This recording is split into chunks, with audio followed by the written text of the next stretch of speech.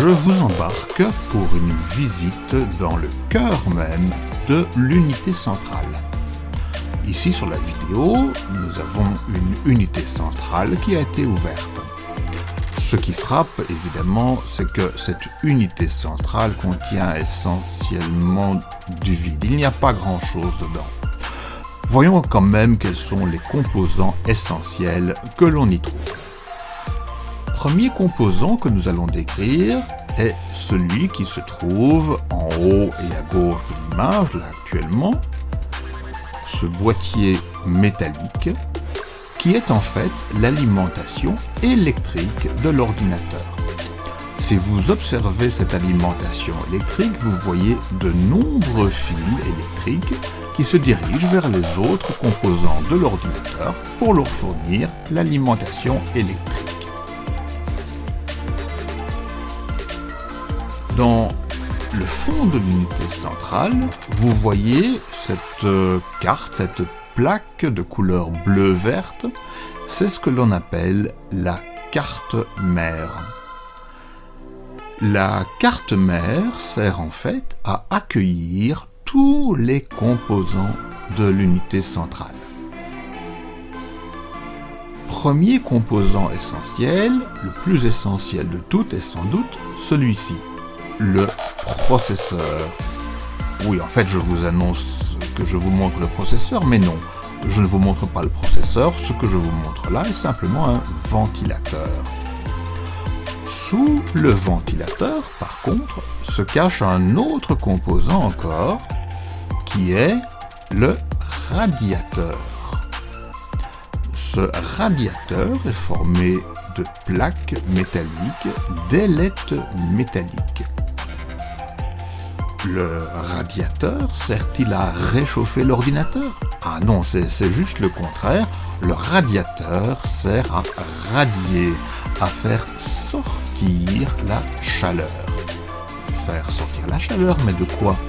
Eh bien, faire sortir la chaleur qui est émise par le composant qui est sous le radiateur. Ce composant que je ne vais pas vous montrer car démonter le radiateur demanderait un peu trop de travail, je vous montrerai dans d'autres images. Donc, croyez-moi sur parole, sous le radiateur se trouve le composant le plus essentiel de l'ordinateur, que l'on appelle donc le processeur. Le processeur est le composant électronique qui réalise tous les calculs dont l'ordinateur est capable. Et lorsqu'il fonctionne, le processeur a tendance à chauffer même éventuellement très fort. Il est donc impératif de le refroidir pour éviter qu'il se détruise. C'est le rôle du radiateur d'extraire la chaleur venant du processeur. Cependant que au-dessus du radiateur, on pose encore un ventilateur qui sert à extraire la chaleur du radiateur et à envoyer cette chaleur vers l'extérieur. Voici donc pour le processeur, dont je vous rappelle que je ne voulais pas montrer. Il faut me croire sur parole. Autre composant important, et qui se trouve ici juste à côté du processeur, ce sont les deux petites cartes, deux petites barres, on pourrait encore dire des barrettes pour des petites barres. Ces barrettes peuvent être enlevées facilement. Et voici comment se présente cette barrette, qui est en fait une barrette de mémoire. C'est la mémoire vive de l'ordinateur. S'il est facile de l'enlever, il est aussi extrêmement facile de la remettre. La mémoire de l'ordinateur présente un grand désavantage, c'est que lorsque le courant est coupé, eh bien, tout le contenu de la mémoire disparaît, c'est effacé. Il n'y a aucun moyen de le récupérer, ce qui est très ennuyeux. Pour éviter de perdre les informations qui ont été calculées ou qui ont été introduites durant une séance de travail, on ajoute dans l'ordinateur un autre composant que l'on voit ici sur la tranche. Cet autre composant, c'est le disque dur. Je vous en montrerai d'autres images par ailleurs.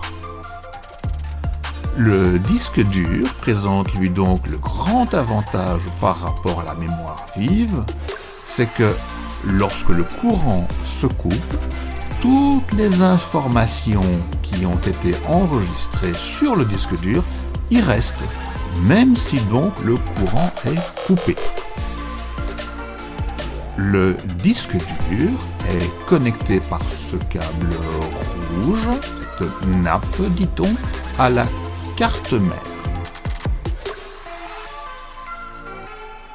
Un autre connecteur du même type, ici il est orange mais la couleur n'a pas d'importance, un autre connecteur donc quitte également la carte mère et s'en va rejoindre un autre composant de l'ordinateur qui est situé un peu à l'écart. Ce composant est un lecteur de CD ou un lecteur de DVD. On parlera généralement d'un lecteur de disque optique.